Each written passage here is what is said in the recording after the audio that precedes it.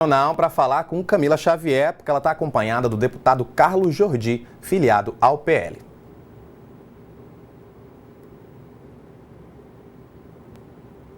Estamos conectando com a Camila Xavier, lá direto do Congresso Nacional. Você que já viu, ela entrou aí 2 vezes. Está aí a Camila conversando agora com a gente. Rafa, nós estamos aqui com o deputado federal Carlos Jordi, que participa hoje da CPMI do INSS, ouvindo o presidente do Sindinap. E eu queria começar perguntando para o senhor qual a expectativa para hoje, para esse depoimento. Bom dia, Camila. Bom dia a todos que nos acompanham no Metrópolis. Olha, hoje a expectativa é de avançar muito nessa investigação. Essa CPMI tem sido fundamental para desmantelar, para realmente apurar, investigar todo o roubo do INSS. Lembrando que, recentemente, assim que explodiu essa questão da farra do INSS, nós vimos o André Rodrigues, que é o diretor da Polícia Federal, dizendo que o sindicato, o Sindinap, que é o do irmão do Lula, não estaria sendo investigado. E hoje nós vemos que estamos avançando sobre o Sindinap por conta da CPMI. É tão importante o trabalho dessa CPMI que hoje houve mais uma operação da Polícia Federal, porque ficou realmente sem modo de deles não avançarem sobre essas investigações, inclusive no Sindinap, por conta de todo o trabalho que a gente fez na CPMI. E hoje, inclusive, o Sindinap foi um dos alvos da operação que está acontecendo envolvendo o roubo do INSS. E nós vamos ouvir hoje o Milton Cavallo, que é o presidente do Sindinap, uma pessoa que entrou como presidente em 2023, tem diversos parentes dele e também de outras pessoas da diretoria do Sindinap que têm empresas que foram beneficiadas com milhões a partir desses repasses. Se não me engano, foi em torno de 8 milhões e 200 mil de empresas que são utilizadas como lavanderia.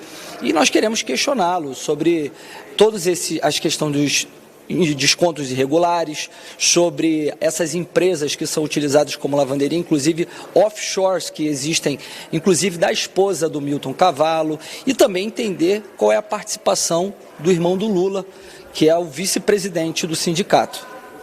Em relação ao irmão do Lula, o senhor acha que existe a possibilidade de ele ser convocado ou convidado para prestar esclarecimentos aqui a partir do que for ouvido hoje? Olha, sempre existe a possibilidade de convocarmos. O que acontece é que muitas vezes a comissão ela blinda os investigados, como aconteceu na semana passada. Nós vimos aqui a esquerda, os governistas, trabalhando para que não fosse convocado o ex-sócio do careca do INSS.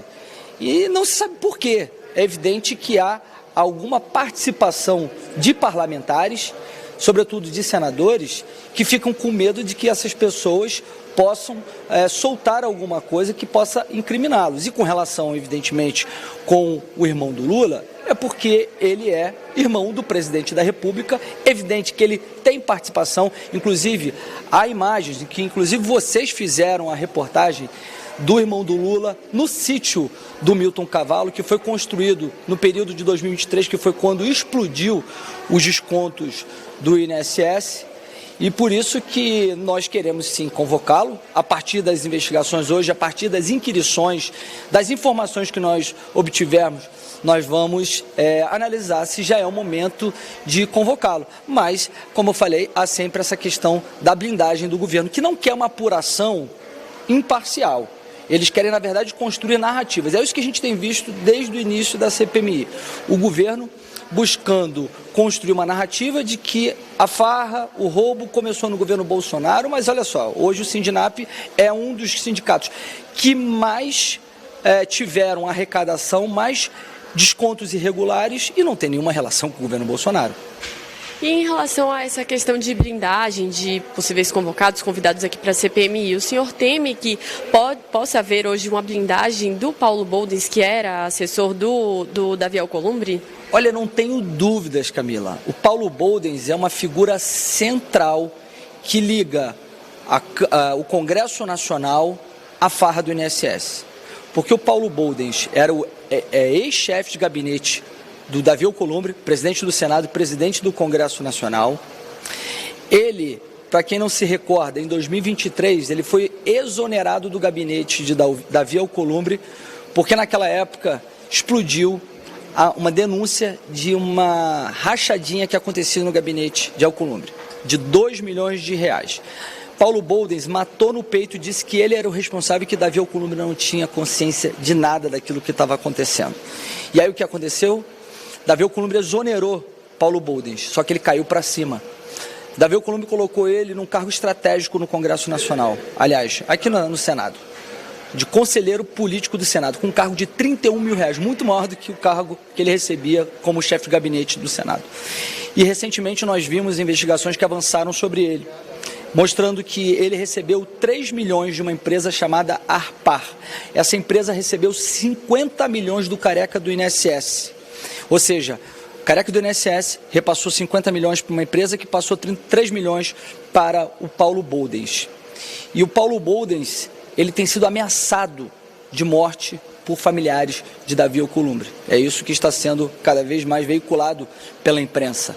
E tem um fator também que nos causa muita estranheza, que Davi Alcolumbre tenha colocado sigilo de 100 anos sobre as imagens das câmeras do Congresso Nacional, das visitas do Careca do INSS.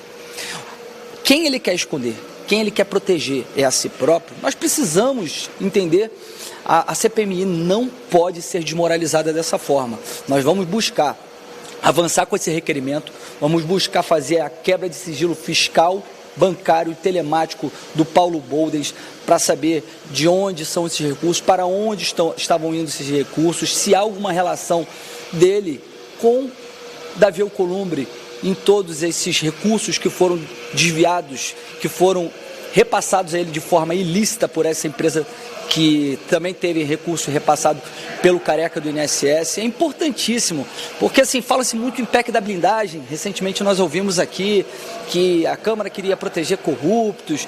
Bom, para mim não há nada mais escandaloso do que querer proteger o presidente do Congresso Nacional, que não é isento de investigações. Ele precisa também estar, e não é ele, na verdade, o seu ex-chefe de gabinete, mas precisamos entender se há alguma relação. Deputado, queria agradecer muito por participar hoje com a gente do Acorda Metrópolis. E a gente segue por aqui, Rafa, acompanhando todos os desdobramentos da CPMI e desse depoimento hoje. Eu volto com você. Inclusive, Camila, você tratando exatamente desse assunto.